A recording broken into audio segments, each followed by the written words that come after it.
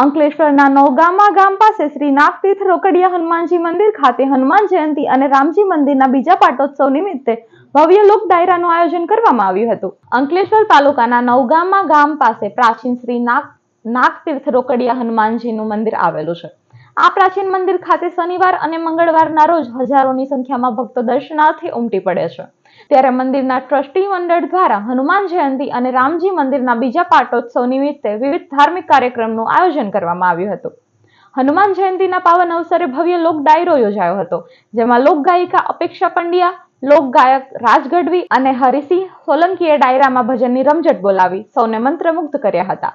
આ અવસરે રામકુંડના મહામંડલેશ્વર ગંગાદાસ બાપુ સહિતના સંતો, મંદિરના ટ્રસ્ટીઓ અને મોટી સંખ્યામાં લોકો ઉપસ્થિત રહ્યા હતા।